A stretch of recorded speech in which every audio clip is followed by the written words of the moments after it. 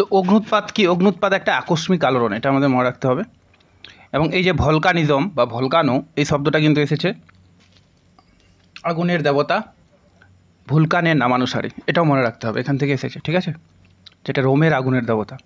এবার এর সাথে কতগুলো শব্দ আছে, যেমন একটা আছে ভলকানোসিটি, যাকে আমরা বাংলায় আগ্নেয়োচ্ছ্বাস বলি। তো আগ্নেয়োচ্ছ্বাস হচ্ছে এই যে অভ্যন্তরের ম্যাগমাটা যখন বাইরে বেরিয়ে আসে, সেই বিষয়টাকে আগ্নেয়োচ্ছ্বাস বলা হয়। আর এই ম্যাগমা বাইরে বেরিয়ে এসে অনেক সময় এরকম পাহাড় তৈরি করে, যেটাকে বলা হয় ভলকানো বা আগ্নেয়গিরি। অর্থাৎ আগ্নেয়পাতের ফলে বা আগ্নেয়োচ্ছ্বাসের ফলে যে গিরি বা পর্বত তৈরি হয়, তাকে আগ্নেয়গিরি বলা হয়। আরও দুটা টার্ম আছে, একটা হচ্ছে ম্যাগমা, একটা হচ্ছে লাভা। তো অনেক সময় কী হয়, এই যে গলিত পদার্থগুলো যেগুলো অ্যাস্ট্রোস্ফিয়ারতে উপরের দিকে উঠে আসে, তো সেটা যখন মাটির নিচে থাকে, মাটির যখন নিচে থাকে তখন তাকে ম্যাগমা বলা হয়। আর এটা যখন মাটির বাইরে চলে আসে তখন সেটার নাম হয়ে যায় লাভা। একই জিনিস, জাস্ট কোথায় অবস্থান করছে তার উপর ভিত্তিতে। আর ম্যাগমা চেম্বার বা ম্যাগমা প্রকোষ্ঠটা কি? এটা হচ্ছে যেখান থেকে, অর্থাৎ ভূ অভ্যন্তরের যেই স্থান থেকে ম্যাগমাটা বাইরে বেরিয়ে আসে, সেই স্থানটাকে বলা হয় ম্যাগমা চেম্বার। মূলত এটা অ্যাস্ট্রোস্ফিয়ারকে বোঝানো হয়, কারণ সব ম্যাগমার উৎস হচ্ছে সেই অ্যাস্ট্রোস্ফিয়ারই, অর্ধ তরল পদার্থ যেটা। এবার এটা কী কী কারণে তৈরি হয়? তো ভূপৃষ্ঠে যদি কোনো স্থান দুর্বল হয়ে যায়, সেই কারণে হতে পারে। মূলত যখন দুটো প্লেট পরস্পর মিলিত হয়, তো সেই স্থানটা অনেক দুর্বল হয়ে যায়, সেই স্থানে হয়। তারপর উপর থেকে যদি চাপ হ্রাস হয়, অর্থাৎ কোনো একটা প্লেট ছিল উপরের দিকে, সেটা যদি দূরে দূরে চলে যায়, তাহলে ওটা চাপটা হালকা হয়ে যায়, ফলে নিচে নেমে আসে। তারপর নিচে যেহেতু প্রচুর টেম্পারেচারে থাকে অ্যাস্ট্রোস্ফিয়ারে ওই পদার্থগুলো, তো ওদের একটা বাষ্পচাপ তৈরি হয়, মানে উপরের দিকে চলে যেতে থাকে। তো এই বাষ্পচাপের কারণে অনেক সময় ভূপৃষ্ঠে ফাটল ধরিয়ে সেটা বেরিয়ে আসে। তাছাড়া ভূপৃষ্ঠের অনেক স্থানে অনেক তপ্ত বিন্দু বা হটস্পট অবস্থান করে। হটস্পটটা কি? যেখানে দুটো প্লেট পরস্পর মুখোমুখি হয়, সেখানে একটা প্লেট নিচের দিকে প্রবেশ করে আর একটা প্লেট এরকম উপরে থেকে যায়। তো সেই স্থানগুলোতে অনেকগুলো দুর্বল পয়েন্ট তৈরি হয় আর কি, ছিদ্র পথ আর কি, সেগুলোকে হটস্পট বলা হয়। তো এরকম কয়েকটা কারণ আছে যেগুলোর কারণেই তৈরি হয়, যেটা থেকে কোশ্চেন আসে না, ওই জন্য ওটা অতটা ইম্পর্ট্যান্ট নয়। এখান থেকে কোশ্চেন আসে, ঠিক আছে, বিশেষ করে এই যে ভাগটা মফিটি স্যাফিউন এগুলো থেকে। তো আগ্নেয়গিরির ফলে কী কী পদার্থ নির্গত হয়? তো মূলত গ্যাসীয় পদার্থই নির্গত হয় বেশি। তরল পদার্থ রূপে খালি একটাই নির্গত হয়, যেটার নাম হচ্ছে লাভা। আর কঠিন পদার্থও কিছু কিছু নির্গত হয়, যেগুলো খুব শক্ত হয় আর কি। তো গ্যাসীয় পদার্থকে আবার দুভাগে দু রকমের হয়, একটা জলীয় বাষ্প হয়, জলীয় বাষ্প যেহেতু গ্যাস, আর একটা একদম অ্যাকুরেট যেটা গ্যাস, ওটাই। এই গ্যাসগুলো হচ্ছে সালফাটোরা, ফিউমোরাল, মফিটি, স্যাফিয়নি। এখান থেকে কোশ্চেন খুব আসে যে সালফাটোরা মানে কি, ফিউমোরাল মানে কি, মফিটি মানে কি, আর স্যাফিয়নি মানে কি, এগুলো আসে। এবার তরল লাভা যেটা, অর্থাৎ যেটা তরল পদার্থ বেরিয়ে আসে, যেহেতু ওটা লাভায় বেরিয়ে আসে ওই জন্য আমি লাভা বললাম। তো লাভা আর কি বা তরল পদার্থ দুই প্রকার হয়ে থাকে। যদি আমরা প্রবাহের প্রকৃতি অনুসারে দেখি, তাহলে তাকে পা হো হো কিংবা আ বলা হয়, ঠিক আছে। আর যদি রাসায়নিক প্রকৃতি অনুসারে বিচার করি যে ওটা আম্লিক নাকি মধ্যবর্তী নাকি ক্ষারকীয়, আগ্নেয় শিলার মতো ভাগটা। তো কঠিন পদার্থ আবার দুই প্রকারের হয়, একটা হচ্ছে টেফরা, একটা হচ্ছে পাইরোক্লাস্ট। প্রত্যেকটা শব্দ কিন্তু ভালো করে বুঝতে হবে, কারণ এটার সাথে রক্সের চ্যাপ্টারটা অনেক মিল আছে। তো গ্যাসীয় পদার্থ আমি বললাম যে গ্যাসীয় পদার্থ থেকে জলীয় বাষ্প নির্গত হয় আর বিভিন্ন ধরনের গ্যাস নির্গত হয়। জলীয় বাষ্পটাও যদিও একটা গ্যাস, তো জলীয় বাষ্প কিন্তু বেশি পরিমাণে নির্গত হয়, 60 থেকে 90%। যেহেতু প্রচুর টেম্পারেচার থাকে, তো জলীয় বাষ্প আকারেই উপরের দিকে নির্গত হয়। এছাড়াও কিছু পরিমাণ কার্বন ডাইঅক্সাইড, যতগুলো গ্যাস নির্গত হয় তার মধ্যে সবথেকে কার্বন ডাইঅক্সাইড বেশি আফটার জলীয় বাষ্প, মানে জলীয় বাষ্পর পরে। সালফার ডাইঅক্সাইড, হাইড্রোজেন সালফাইড ইত্যাদি ইত্যাদি।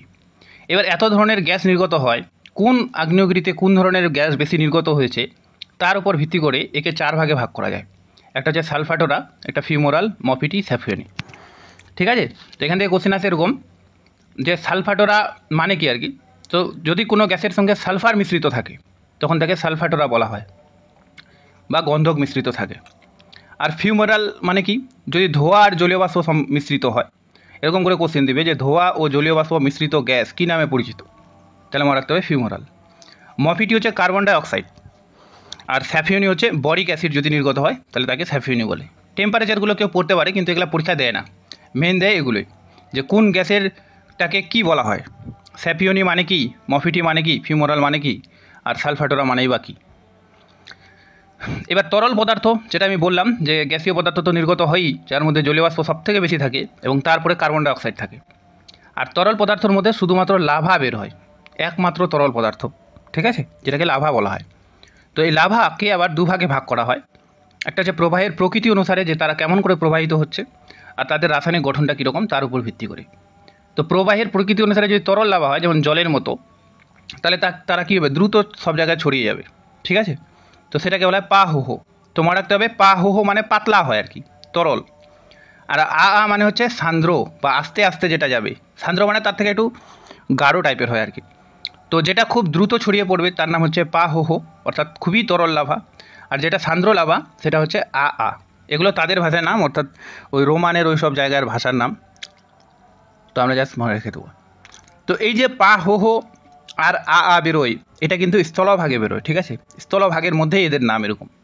এগুলো যদি আবার জলভাগে বেরোয় তাহলে তাদের কিন্তু আলাদা নাম আছে। তো এখানে লেখা আছে ক্ষারকীয় লাভা স্থলভাগে বা পাহোহ নামে পরিচিত, কিন্তু সমুদ্র জলের ক্ষেত্রে তাকে পিলো লাভা বলা হয়। তাহলে পিলো লাভা মানে সমুদ্র জলে বা সমুদ্রের নিচে যে লাভা বেরোয় সেটাকে পিলো লাভা বলা হয়। তো এটা আমরা মনে রেখে দেবো। এবার রাসায়নিক গঠন অনুসারে একে 3 ভাগে ভাগ করা যায়, আম্লিক, মধ্যবর্তী, ক্ষারকীয়, ঠিক আছে। তো যেটা আমরা রক্স পড়েছিলাম, রক্সে কিন্তু এটা 4টা ভাগ ছিল, ওই জন্য মানগুলো কিন্তু একটু এদিক ওদিক হতে পারে। তো আম্লিক যেটা, শুধুমাত্র এটুকু মনে রাখতে হবে যে সিলিকার পরিমাণ এখানে বেশি থাকে। মধ্যবর্তী মানে সিলিকার পরিমাণ মোটামুটি থাকে 50 থেকে 60%। আর ক্ষারকীয় যেটা, যেখানে সিলিকার পরিমাণ অনেক কম থাকে। তো এটার উপর ভিত্তি করে এটা এই ভাগটার থেকে ওই রক্সের ভাগটা বেশি ইম্পর্টেন্ট।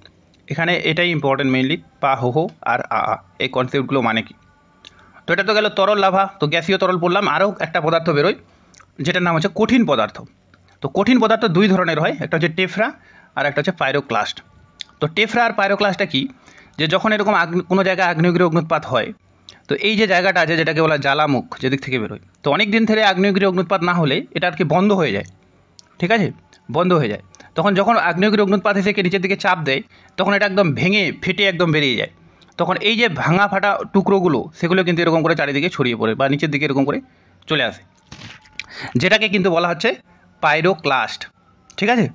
আর এটা এরকম ভেঙে যাবার পর আরও কিছু উপাদান একদম যেগুলো হালকা অনেক উপরে উঠে যাবে, উপরে উঠে তারা বায়ু দ্বারা বাহিত হয়ে অনেক দিকে এরকম করে ছড়িয়ে ছিটিয়ে থাকবে, যেগুলোকে বলা হয় টেফরা, ঠিক আছে। তার মানে টেফরা হচ্ছে তুলনামূলক ছোট উপাদান, ওই জন্য তারা উপরের দিকে যাচ্ছে। আর পাইরোক্লাস্ট হচ্ছে তুলনামূলক ভারী উপাদান বা বড় উপাদান। তো কী লেখা আছে এখানে, প্রবল বিস্ফোরণের সময় বহু উপরে উৎক্ষিপ্ত তরল লাভা শীতল ও কঠিন হয়ে বায়ু বাহিত হয়ে ভূপৃষ্ঠে পতিত হয়। তাহলে যেটা উপরের দিকে অনেক উঠে যায় সেটা টেফরা।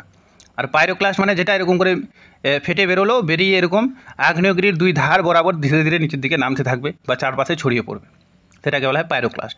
তো এই পাইরোক্লাস্টের সঙ্গে কী কী বেরোয়, আগ্নেয় ধুলা বেরোতে পারে, আগ্নেয় ছাই, সিন্ডার, ল্যাপোলি, স্কোরিয়া, পিউমিস, এগুলো, ঠিক আছে। তবে এদের মধ্যে সবথেকে বড় উপাদান, মানে সবথেকে যেটা বড় হয় সেটার নাম হচ্ছে আগ্নেয় ব্লক, যেটা 64 মিলিমিটারের থেকেও বেশি হতে পারে। আর সবথেকে ছোটো হচ্ছে আগ্নেয় ধুলা, আগ্নেয় ছাই, এগুলো। তো এগুলো দেয় না পরীক্ষায় মেইনলি, এত পড়লে একটা ছোটো চ্যাপ্টার, এটা এত পড়লে মাথা খারাপ হয়ে যাবে। শুধুমাত্র এগুলো মনে রাখতে হবে, এর মধ্যে যে কোনো একটা দিয়ে দিতে পারে যে এর মধ্যে কোনটি পাইরোক্লাস্ট নয় বা এর মধ্যে কোনটি পাইরোক্লাস্ট, ওই জন্য একবার মনে রাখতে হবে। এখানে একটা ছবি দেওয়া আছে পাহোহ আর তো পাহোটা অনেক পাতলা হয়, দ্রুত ছড়িয়ে পড়বে চারিদিকে, আর আটা ধীরে ধীরে ছড়িয়ে পড়বে, একটু গাঢ় হয়। আর টেফরা মানে আমি যেটা বললাম যে এরকম করে উপরের দিকে উৎক্ষিপ্ত হবে, গিয়ে চারিদিকে তখন বায়ুতে ভেসে ভেসে পড়বে। আর পাইরোক্লাস্ট মানে এই যে এরকমগুলো হয়, এটা যেহেতু ওই উপরেরটাকে জ্বালামুখটাই আর কি, এটা জ্বালামুখে যে শক্ত হয়ে যায় সেই শক্ত শিলাগুলোই চারিদিকে ছড়িয়ে পড়ে এরকম করে। তো টাইপস অফ ভলকানোসিটি এবার, অর্থাৎ অগ্নুৎপাত কয় প্রকারের। তো অগ্নুৎপাতকে 2টা ভিত্তিতে ভাগ করা হয়, একটা হচ্ছে উৎপত্তি আর গঠন অনুসারে, আর একটা হচ্ছে ম্যাগমা নিষ্ক্রমণের পার্থক্য অনুসারে, ঠিক আছে। তো উৎপত্তি গঠন অনুসারে একটা হচ্ছে নিঃসারী আর একটা হচ্ছে উদ্ভেদী। তো নিঃসারী মানে যেটা বাইরে বেরিয়ে আসে ভূপৃষ্ঠের, আর উদ্ভেদী মানে যেটা ভূপৃষ্ঠের নিচেই জমা হয় আর কি। আর ম্যাগমা নিষ্ক্রমণের পার্থক্য অনুসারে একে আবার 2 ভাগে ভাগ করা যায়, যেমন কেন্দ্রীয় আর বিদার। কেন্দ্রীয় মানে যারা একটা নির্দিষ্ট কেন্দ্র থেকে বা একটা পয়েন্ট থেকে নির্গত হয়। ফর এক্সাম্পল আমাদের যে ভারতবর্ষে আছে ব্যারেন দ্বীপ আর কি, ঠিক আছে। তো সেটা একটা কেন্দ্রীয় অগ্নুৎপাত।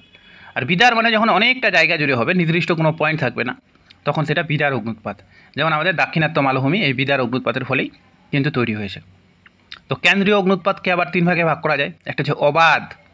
অবাধ মানে যারা রেস্ট নেয় না আর কি, চলতে থাকে এরকম, ঠিক আছে। রেস্ট বলতে ওরকম প্রতিদিন হয় ওরকম নয়, কিন্তু মাঝে মাঝেই হতে থাকে। আর বিস্ফোরক হচ্ছে যারা বিস্ফোরণ সহকারে নির্গত হবে। আর অবাধটা কিন্তু বিস্ফোরণ হবে না, এটাও মনে রাখতে হবে। অবাধে কিন্তু শান্তভাবে হবে, ঠিক আছে। আর মিশ্র যেটা, সেটা অবাধও হতে পারে আবার বিস্ফোরণও হতে পারে, এরকম। তো নিঃসারী মানে আমি বললাম ভূপৃষ্ঠে আত্মপ্রকাশ করবে, আর উদ্ভিদী মানে ভূপৃষ্ঠে নিজে জমা হবে। তো এখানে কেন্দ্রীয় অগ্নুৎপাত মানে কি? আচ্ছা, এগুলো তো আমি বলে দিলাম, অবাধ, বিস্ফোরক আর মিশ্র অগ্নুচ্ছ্বাস। আচ্ছা, এটাকে আবার এখানে দিয়েছে, ওটাই আবার এই শ্রেণী, ওটাই আবার এখানে দেওয়া আছে। তো কেন্দ্রীয় অগ্নুৎপাতটা কি? তো কেন্দ্রীয় অগ্নুৎপাত, তো বললামই আমি, যে একটা কেন্দ্র থাকবে বা একটা পাইপ বা নালা পথ থাকবে, যেটা একটা পয়েন্ট দিয়েই বেরোবে, এরকম একটা বা দুটা, যাদেরকে আমরা আইডেন্টিফাই করতে পারবো যে ওখান থেকে বেরোচ্ছে। যেমন ভারতের আগ্নেয় আন্দামান নিকোবরে যেটা আছে, অর্থাৎ ব্যারেন আইল্যান্ড, এটা হচ্ছে অবাধ। অবাধ মানে বিস্ফোরণহীন, যেটা আমি বললাম, ঠিক আছে। আচ্ছা, এখানে ওই ব্যাপারটা আসবে না, সরি ভুল বললাম। ওটা অবাধ মানে বললাম না যে কন্টিনিউয়াস হতে থাকবে, ওই বিষয়টা এখানে আসবে না, ওটা তো পরে আছে। তো এখানে অবাধ কথার অর্থ হচ্ছে বিস্ফোরণহীন, অর্থাৎ শান্তভাবে, ঠিক আছে। তো হাওয়াই দ্বীপপুঞ্জে দেখা যায়, যেমন হাওয়াইন টাইপ যেগুলো আছে, হাওয়াই দ্বীপপুঞ্জ হচ্ছে ওই প্রশান্ত মহাসাগরের উপর অবস্থিত ইউএসের একটা দ্বীপ, 50তম ওদের আর কি প্রদেশ। তো ওখানেই কিন্তু যেগুলো হয় সেগুলো কিন্তু এরকম নিঃশব্দে হয়, আর এটা ফোয়ারার মতো আস্তে আস্তে বেরিয়ে আসে এরকম। আর বিস্ফোরকযুক্ত বা এক্সপ্লোসিভ মানে হচ্ছে কি, যেটা প্রবল বিস্ফোরণ সহকারে নির্গত হবে, ঠিক আছে। যেমন পিলিও, ক্রাকাতোয়া ইত্যাদি ইত্যাদি। মেইনলি এই ভূমধ্যসাগরের আশেপাশে যেগুলো হয় ইউরোপের কান্ট্রিগুলোতে, সেগুলো কিন্তু এই ধরনের হয়ে থাকে। যাদের নিচে বেশি চাপ থাকবে, প্রচুর চাপ আছে আর কি, প্রচুর চাপ দিবে, তারাই কিন্তু মেইনলি বিস্ফোরক সহকারে হবে। আর যাদের নিচে অতটা চাপ নেই, ধীরে ধীরে আস্তে আস্তে আরামসে হচ্ছে, সেটা কিন্তু অবাধ হয়। আর মিশ্র মানে যেটা দুটাই হবে, যেমন স্ট্রম্বোলিও, ভলকানো, ভিসুভিও, প্লিনিও, এগুলো কিন্তু উদাহরণগুলো মুখস্থ করতে হবে। এখান থেকে দিয়ে দিতে পারে যে কোনটা অবাধ, কোনটা বিস্ফোরক, কোনটা মিশ্র। তো এগুলো তো গেল কেন্দ্রীয় অগ্নুৎপাত, অর্থাৎ একটা কেন্দ্র থাকবে। আর বিদার অগ্নুৎপাত মানে কি, অনেকটা জায়গা জুড়ে হবে, যেমন আমাদের ডেকান ট্রাপ, ঠিক আছে। একাধিক যদি ফাটল থাকে তাহলে সেরকম হতে পারে। আর এগুলো মেইনলি নিঃশব্দেই হয়। এবার আছে ল্যান্ডফর্ম অফ ভলকানো সিটি। এই যে আগ্নেয়চ্ছ্বাস হলো, এর ফলে কী কী ভূমিরূপ তৈরি হতে পারে? তো ভূমিরূপগুলোকে আমরা দুই ভাগে আলোচনা করে পড়তে পারি। একটা হচ্ছে উদ্ভিদী অগ্নুৎপাতের ফলে কী কী ভূমিরূপ তৈরি হলো, অর্থাৎ যেটা মাটির নিচেই থাকছে। আর একটা হচ্ছে যেগুলো বাইরে বেরিয়ে আসলো, তারা কী কী ভূমিরূপ তৈরি করলো। তো যেটা মাটির নিচে তৈরি করছে, তারা এখান থেকেও কিন্তু কোশ্চেন আসে, এটাও খুব ইম্পর্টেন্ট, ঠিক আছে। আগে যেটা পড়লাম ওই গ্যাসগুলোর পর এটা সবথেকে মোস্ট ইম্পর্টেন্ট। তো ডাইক কি? ডাইক হচ্ছে যে কয়লা খনির ভিতরে গেলে সচরাচর এগুলো দেওয়া যায়। ডাইক হচ্ছে যখন আগ্নেয় অগ্নুৎপাতটা এরকম করে উঠে আসছে, এসে এরকম করে লম্বা আকারে, অর্থাৎ উল্লম্বভাবে কোথাও সঞ্চিত হলো। ডাইক মানে দাঁড়িয়ে থাকে, এরকম করে আমরা মনে রাখি, ঠিক আছে, অর্থাৎ লম্বভাবে। তো উল্লম্ব ফাটলের মধ্যে সঞ্চিত হলে তাকে ডাইক বলে। তো যদি কোনো দিন কোশ্চেন পরীক্ষা দেয় যে কোনো কয়লা স্তরের ভিতরে বা কোনো খনির ভিতরে মূলত কোনটা পাওয়া যায়, তাহলে তাদের বেশিরভাগ সম্ভাবনা আছে যে ডাইক হবে। যেমন রানীগঞ্জ আর ঝরিয়ার কয়লা স্তরেও কিন্তু ডাইক পাওয়া যায়। আর সিল মানে কি? সিল মানে হচ্ছে এরকম করে সমান্তরালে থাকবে, অর্থাৎ ভূমি আছে তো এরকম লম্বভাবে না থেকে আগ্নেয়গিরি অগ্নুৎপাতটা গেছিল, এরকম কোনো একটা ফাটল পেয়েছে, এর মধ্যে এরকম করে সমানভাবে আছে, অর্থাৎ ভূমির সমান্তরালে থাকবে, সেটাকে বলে সিল বা অনুভূমিকভাবে থাকবে। যেমন গ্রেট হুইন সিল, গ্রেট ব্রিটেনের, ইউকে। তো এখানে কিন্তু এটা কিন্তু বিশাল বড় একটা সিল আছে। তো গ্রেট হুইন কী প্রকৃতির কী, বা গ্রেট হুইন কিসের উদাহরণ, পরীক্ষা দিতেই পারে। এবার আছে ল্যাকোলিথ, ফ্যাকোলিথ, লোপোলিথ, তিনটা কিন্তু খুব গোলমাল করে। তো ল্যাকোলিথ কথার অর্থ হচ্ছে লেন্সের মতো হবে। লেন্স মানে একদম হালকা উঁচু, এরকম চামচের মতো আর কি, ঠিক আছে, উত্তল লেন্সের মতো, বেশি উঁচু এরকম নয়, হালকা জাস্ট উঁচু হবে। যেরকম যদি হালকা কোনো জায়গায় গিয়ে হালকা উঁচু হয়, হালকা উত্তল প্রকৃতির হয়, তো সেটাকে আমরা লেকোলিথ বলবো। এই টার্মটা খুব ইম্পর্টেন্ট, যে উত্তল লেন্সের মতো, ঠিক আছে। তারপর হচ্ছে ফ্যাকোলিথ। ফ্যাকোলিথ হচ্ছে কি? ফ্যাকোলিথ হচ্ছে ঊর্ধ্বভঙ্গ, এই যে ঊর্ধ্বভঙ্গ আর অধভঙ্গ আছে এরকম করে, এদের মাঝখানে সঞ্চিত হবে, অর্থাৎ এই জায়গাটায়। তো ঊর্ধ্বভঙ্গ অধভঙ্গের মাঝখানে যদি সঞ্চিত হয়, তখন তাকে ফ্যাকোলিথ বলবো। এই টার্মটাই খুব ইম্পর্টেন্ট, যে ঊর্ধ্বভঙ্গ ও অধভঙ্গের মাঝে সঞ্চিত হলে তাকে কী বলে, তো সেটা হলো ফ্যাকোলিথ। আর একটা আছে লোপোলিথ। লোপোলিথ হচ্ছে সরা বা চাটুর মতো, অর্থাৎ এই যে ল্যাকোলিথ, যে ল্যাকোলিথ যেটা পড়লাম আমরা, ল্যাকোলিথ যেটা দেখলাম এরকম হালকা উঁচু হবে, তো এটা হালকা এরকম করে এরকম হবে, রুটি বানায় যেগুলোতে আর কি, ওরকম টাইপের হবে, ওই জন্য বলছে সরা বা চাটুর মতো, ঠিক আছে। তো মনে রাখতে হবে সরা চাটুর মতো বা অবতল প্রকৃতির, হালকা অবতল প্রকৃতিরটাকে বলা হচ্ছে লোপোলিথ। আর যেটা হালকা উত্তল সেটাকে বলা হচ্ছে ল্যাকোলিথ। এই দুটো কিন্তু গোলমাল হয় সবার। এবার একটা যে ব্যাথোলিথ। তো ব্যাথো শব্দের অর্থ হচ্ছে ব্যাথোমেট্রিক কার্ভ, পড়েছিলাম, অর্থাৎ সমুদ্রের গভীরের যে কার্ভটা। তো সেম এখানেও হবে যে অনেক গভীরে সঞ্চিত হবে এটা আর বিশাল আকার হবে। তো অনেক গভীরে যদি সঞ্চিত হয়, এটাই খুব এর কি পয়েন্ট, এটাই আর কি, গভীর ও বিশাল আকার। এ আবার দুই প্রকারের হয়, স্টক আর বস। তো এগুলা না মনে রাখলেও হবে।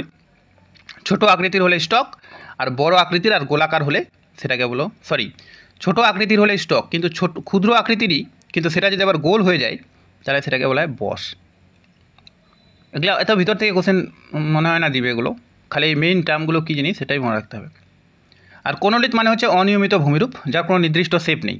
মেইনলি এরা কোণাকৃতি হয়, মানে যে কোনো একটা জায়গায় কোণের আকারে বা কোণের দিকে গিয়ে সঞ্চিত হলো।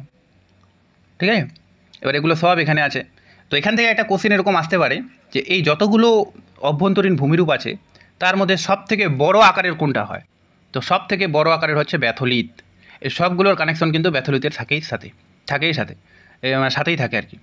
মানে আগ্নেয়গিরি অগ্নুৎপাত যখন উপরের দিকে উঠছে তখন তারা খুব কাছাকাছি, যদি শক্তি না থাকে তো নিচের দিকেই সঞ্চিত হয়ে যায়, তো নিচের দিকে ওটাকে ব্যাথলিত বলা হয়। এবার ব্যাথলিত থেকে এরকম করে যে দাঁড়িয়ে আছে এরকম লম্বা আকারে, তো এটা হলো ডাইক। সমান্তরাল আছে সুতরাং সিল। এই যে উত্তল লেন্সের মতো আছে, তো এটা হচ্ছে ল্যাকোলিত। আর অবতল, এটা হচ্ছে লোপোলিত। এখানে না এটা ভুল আছে, আমার নোটে ঠিক আছে কিন্তু এটা ভুল আছে, ছবিটা ভুল আছে। এখানে এটা ল্যাকোলিত লেখা আছে কিন্তু অ্যাকচুয়ালি এটা লোপোলিত হবে। ঠিক আছে, তাও আমি একবার চেক করে নেব। আমি এর আগের বার পড়িয়েছিলাম মনে হয় যে ছবিটাতে এরকম উল্টা দেখাচ্ছে, তা একবার চেক করে নেব। চেক করে যদি ভুল সত্যি আমার নোটটাতে ভুল থাকে তাহলে বলে দেবো আমি। এটা ছবিটা হবে এটা এরকম, মানে উত্তল লেন্সের মতো হলে ওটাকে আমরা ল্যাকোলিত বলবো। ঠিক আছে, আর অবতল আকৃতির হলে ওটাকে লোপোলিত বলবো। মানে এই লেখাটা হবে এখানে আর এই লেখাটা হবে এখানে। তা আমি একবার চেক করে নেবো আজকে। তো কেন্দ্রীয় এটা তো গেল মানে ভূপৃষ্ঠের নিচে যেগুলো জমা হলো সেগুলো। এবার ভূপৃষ্ঠের উপরেও কিছু ভূমিরূপ তৈরি হয়, তবে এগুলো অতটা ইম্পর্ট্যান্ট নয়। যেমন একটা হচ্ছে আগ্নেয়গিরি বা আগ্নেয় পাহাড়। তো অগ্নুৎপাত উপরের দিকে উঠে এসে শঙ্কু আকৃতির পাহাড় তৈরি করে, সেটাকে আগ্নেয়গিরি বলে। যেমন ফুজিয়ামা, ইতালির ভিসুভিয়াস এগুলো। আবার লাভা ক্ষেত্র তৈরি করতে পারে। লাভা ক্ষেত্র মানে হচ্ছে সমান আকৃতির ভূমিরূপ আর কি, ওরকম শঙ্কু আকৃতির নয়, যেমন মালভূমি, সমভূমি এগুলো। তো লাভা ক্ষেত্র মূলত পাহ আর এই দুটার ফলেই তৈরি হয়। তো পাহ যেহেতু পাতলা, তো অনেকটা জায়গা জুড়ে ছড়িয়ে পড়বে, মসৃণ প্রকৃতির হবে। আর যেহেতু ধীরে ধীরে ধীরে ধীরে যাবে, উঁচু জায়গা পেলে ওই জায়গায় উঠবে না, এরকম আর কি ব্যাপারটা। তো ওই জন্য এটা একটু এবড়ো খেবড়ো হয়ে যায়। তো এটা আমাদের মনে রাখতে হবে। আগ্নেয় দ্বীপে তৈরি হতে পারে। অনেক সময় সমুদ্রের নিচে আগ্নেয়গিরি অগ্নুৎপাতের ফলে একটা জলভাগের উপরে এসে দ্বীপ তৈরি করলো। ফর এক্সাম্পল হাওয়াই দ্বীপপুঞ্জ যেটা, সেটা। এবার লাহার কি, ভ্যারি ভ্যারি ইম্পর্টেন্ট লাহারটা। ঠিক আছে, তো লাহার হচ্ছে যখন এরকম করে কোনো জায়গায় অগ্নুৎপাত হলো, তখন এই যে অগ্নুৎপাতে আগ্নেয়গিরির দুই ধার বরাবর এরকম করে দ্রুত নেমে আসবে। তো দ্রুত নেমে আসা অগ্নুৎপাতকে লাহার বলা হয়। আবার এটাও আবার কোনো কোনো জায়গায় নুয়ে আর্দেন্তি নামে পরিচিত। কিন্তু নুয়ে আর্দেন্তির সঙ্গে একটা বেসিক পার্থক্য আছে। নুয়ে আর্দেন্তি যখন পড়াবো নিচের দিকে আছে তখন বলছি ওটা। মানে নুয়ে আর্দেন্তির ক্ষেত্রে আর কি অনেক কিছু মিশে থাকবে, জল, তারপরে ওখানে নোংরা আবর্জনা সব। কিন্তু লাহার ওরকম নয়, লাহার যে নিচের দিকে নেমে আসছে সেটাই আর কি লাভা প্রবাহ। তো এই লাহার শব্দটা প্রথম ব্যবহার করেন ভূবিজ্ঞানী কটন 1949 সালে। তো দুটা জিনিস মনে রাখতে হবে, একটা হচ্ছে দ্রুত নেমে আসা আগ্নেয় অগ্নুৎপাতকে কী বলে, লাহার। আর এই শব্দটা কে ব্যবহার করেন, সেটা হচ্ছে কটন। এবার আছে প্লাগডম আর থলয়েড। তো প্লাগডম মানে হচ্ছে স্বল্পোচ্চ ভূমিরূপ। অনেক সময় সমুদ্রের নিচে বা কোনো একটা স্থলভাগের মধ্যে ছোট এক আকারের একদম উঁচু একটা ভূমিরূপ তৈরি করে, যেটা পাহাড় নয়, টিলার মতো আর কি, ছোট টিলার মতো। তো সেটাকে বলা হয় প্লাগডম। আর এটা যখন অনেকটা চওড়া ছাতার মতো হয়ে যাবে, একদম এরকম করে অনেকটা জায়গা জুড়ে থাকবে, তখন সেটাকে বলা হয় থলওয়েড। তো মাউন্ট পিলি আগ্নেয়গিরিতে এগুলো দেখা যায়। এবার আছে হর্নিটো। তো হর্নিটোটা এই লাহারের পর হর্নিটোটা ইম্পর্টেন্ট। তো হর্নিটো থেকে ডিরেক্ট দিতে পারে যে হর্নিটো কার সঙ্গে রিলেটেড। তো মনে রাখতে হবে এটা আগ্নেয়গিরির অগ্নুৎপাতের ফলে সৃষ্ট ছোট আকারের একটা পাহাড়। সেই পাহাড়গুলোকে হর্নিটো বলা হয়, যেটা শঙ্কু আকৃতির হবে। জ্বালামুখ কি, তো জ্বালামুখ হচ্ছে যে মুখটাকে এরকম করে যখন আগ্নেয়গিরি অগ্নুৎপাত হয় কোনো একটা জায়গায়, তো এই যে মুখটা, এই মুখটাকে বলা হয় জ্বালামুখ বা ক্রেটার বলা হয় একে। ঠিক আছে, তো এরকম ক্রেটারের মধ্যে অনেক সময় জল জমে যায়, তখন একটা লেক তৈরি করে, যেটাকে ক্রেটার হ্রদ বলা হয়। যেমন আলাস্কার আনিয়াচক বিশ্বের বৃহত্তম জ্বালামুখ, এটা আমাদের মনে রাখতে হবে। ঠিক আছে, আর এই জ্বালামুখে জল জমে যে লেক তৈরি হয় তার মধ্যে একটা হচ্ছে পেরুর টিটিকাকা, যেটা অনেক বড় একটা লেক। আলাস্কার কাটমাই, এগুলো কিন্তু ওই ক্রেটারের মধ্যে জল জমে তৈরি হয়েছে। আর একটা আছে ক্যালডেরা। তো ক্যালডেরা আর ক্রেটারটা একই রকম, এটাও জ্বালামুখ, ওটা জ্বালামুখ, এটা জ্বালামুখ গহ্বর। তো ক্যালডেরা হচ্ছে বৃত্তাকার হবে আর উপবৃত্তাকার, একটা নির্দিষ্ট শেপ হবে আর তার তুলনায় একটু বড় হবে। ওটাতে যেমন কিছু বলা নেই যে কী আকৃতির হবে না হবে না হবে এরকম, কিন্তু এখানে বলা আছে বৃত্তাকার বা উপবৃত্তাকারে যদি হয়, ঠিক আছে, তখন সেটাকে বলা হচ্ছে ক্যালডেরা। আর ক্যালড্রন কি? ক্যালড্রন হচ্ছে ওই একই জিনিস, ক্যালডেরারই একটা পার্ট, কিন্তু এটা আয়তনে বৃহদাকার হবে, মানে অনেক বড় হবে। তো জ্বালামুখ হচ্ছে যেটা মুখ, ওটাই জ্বালামুখ। আর এটা যদি গোলাকার হয় তখন আমরা তাকে জ্বালামুখ গহ্বর বলবো। আর এটা যখন আরও বৃহদাকার হবে তখন তাকে আমরা ক্যালড্রন বলবো। তো এগুলো জিনিস গোটা মোরললেস সবগুলো সমান। এবার আছে কিনারা জ্বালামুখ বা এজ ক্রেটার। এজ মানে হচ্ছে প্রান্ত, অর্থাৎ এই যে জ্বালামুখটা তৈরি হলো এর যে দুই পাশের সীমানাগুলো, ঠিক আছে, এই সীমানাগুলো বা ঢালগুলোকে কিনারা জ্বালামুখ বলা হয়। এছাড়াও সমুদ্রের ভিতরে অনেক সময় গায়র তৈরি করে, সামুদ্রিক শৈলশিরা তৈরি করে, যেগুলো আমরা ওসিনোগ্রাফিতে পড়লাম। এই যে এটা হচ্ছে লাহার, দ্রুত নেমে আসা আগ্নেয়গিরি, ঠিক আছে। এটা হচ্ছে হর্নিটো, এই যে ছোটো আকারের একটা পাহাড়ের মতো হর্নিটো। এটা হচ্ছে ক্রেটার, আর ক্রেটারের ভিতরে জল জমে আছে, সুতরাং এটা হচ্ছে লেক। আর এইটা হচ্ছে কলডেরা। দুটা তো একই রকম, পার্থক্য কী হলো? পার্থক্য হলো এটাই যে এটা একটু বড় হবে, আমি বললামই। আর এর একটা নির্দিষ্ট শেপ আছে, এখানে হয়তো শেপটা দেখাচ্ছে, মানে সব ক্যালডেরাকে আমরা ক্রেটার বলতে পারি, কিন্তু সব ক্রেটার আবার ক্যালডেরা নয়, ঠিক আছে, এরকম। এবার হচ্ছে বিদার অগ্নুৎপাতের ফলে সৃষ্ট ভূমিরূপ। তো এগুলো অতটা আসে না পরীক্ষায়, তো আমাদের জানতে হবে একটা হচ্ছে লাভা সমভূমি হবে, লাভা মালভূমি হতে পারে। বিদার মানে তো অনেকটা জায়গা জুড়ে, তো সমতল আকৃতিরই হবে। আগ্নেয় কঙ্কাল হবে। আগ্নেয় কঙ্কালটা কী জিনিস? অর্থাৎ আগ্নেয়গিরি অগ্নুৎপাতের ফলে অনেক পদার্থ বেরিয়ে আসবে, যেগুলো চারিদিকে ছড়িয়ে ছিটিয়ে থাকবে।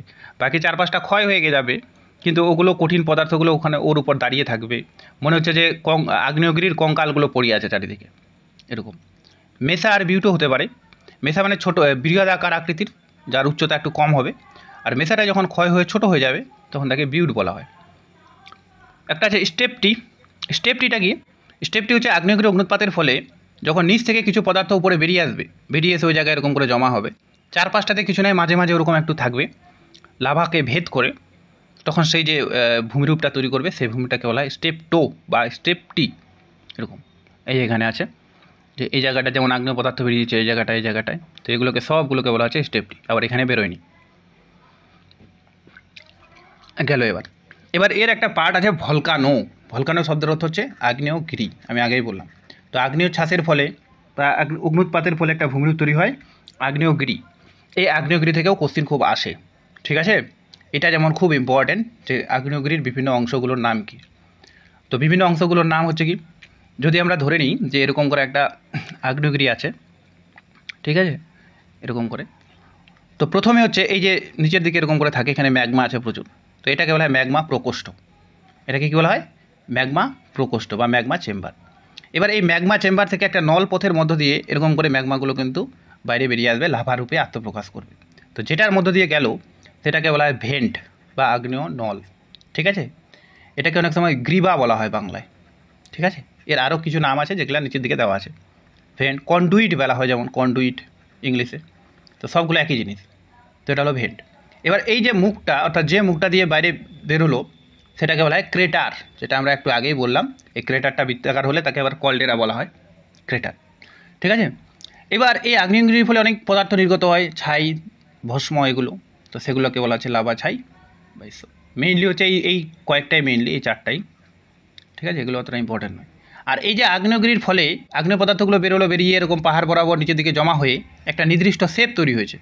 তো এই যে শেপটাকে বলা হচ্ছে ভলকানিক কোন, ঠিক আছে, শঙ্কু আকৃতির পাহাড় যেটা। আর এর ফলে অনেক সময় কী হয়, অনেক মেঘ তৈরি হয়, একটা কালো মেঘ, যেহেতু টেম্পারেচার অনেক বেশি, তো উপরে জলীয় বাষ্প হয়ে উপরের দিকে গিয়ে মেঘ তৈরি করবে, কালো মেঘ। তো সেটাকে বলা হয় আস ক্লাউড।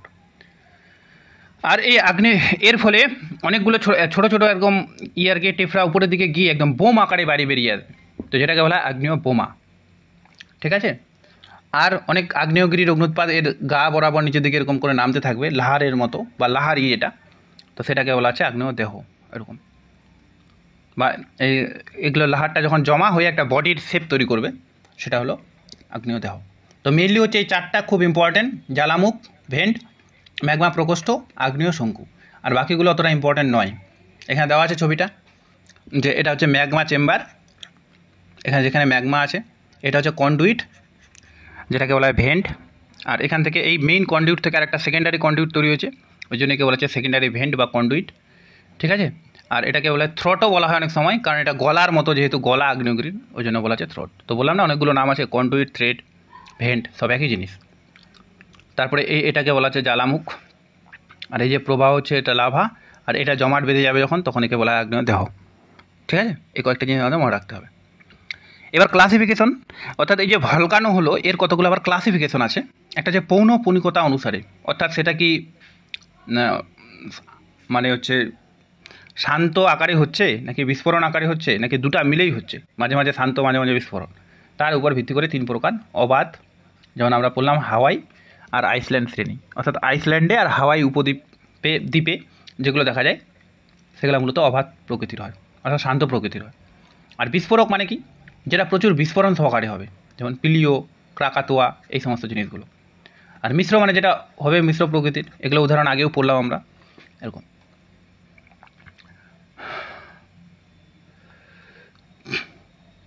এবার হচ্ছে সক্রিয়তা অনুসারে, যেটা আমি একটু তখন ভুল বললাম, সক্রিয়তা অনুসারে মানে কিছু কিছু আছে যারা এখনও সক্রিয় আছে, ঠিক আছে, মাঝে মাঝে হচ্ছে। তো যাদের যেমন হচ্ছে ভিসুভিয়াস।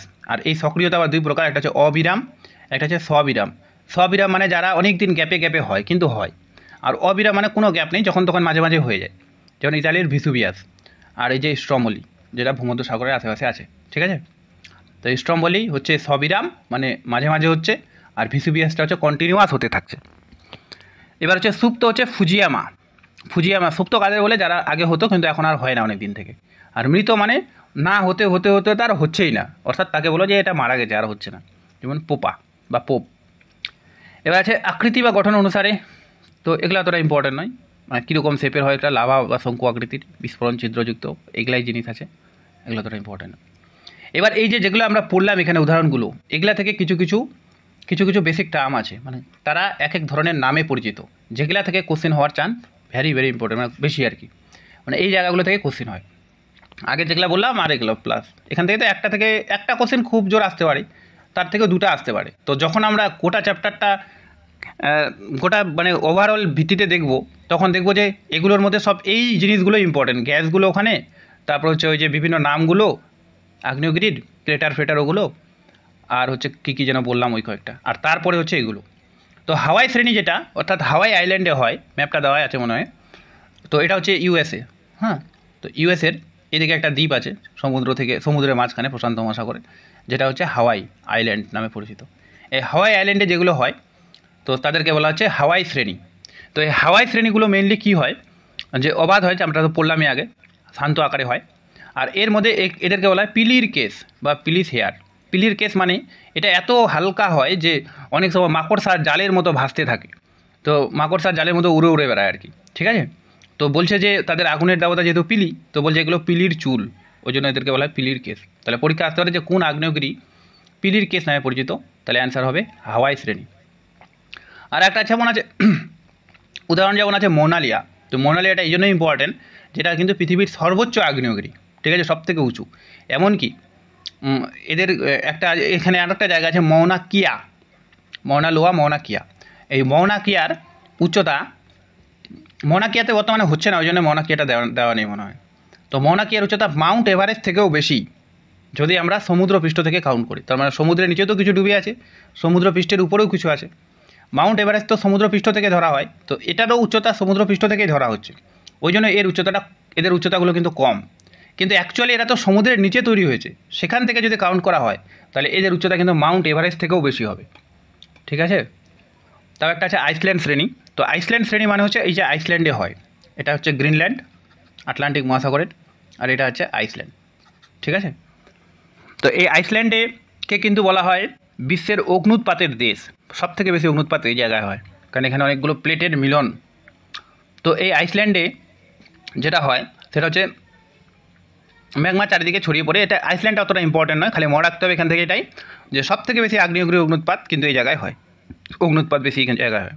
তো এটা বললাম হাওয়াই, যেটা পিলির কেস নামে পরিচিত, ঠিক আছে, যেখানে মৌনা লোয়া, মৌনা কিয়া ইত্যাদি ইত্যাদি আছে। আর হচ্ছে আইসল্যান্ড, যেটা হচ্ছে সর্বাধিক হয়, অগ্নুৎপাত হয়। এটা হাওয়াই শ্রেণীটা এরকম হয় যে পিলির কেসের মতো আছে, আর আইসল্যান্ড সিলেটগুলো এরকম টাইপের হয়, চারিদিকে ছড়িয়ে পড়ে।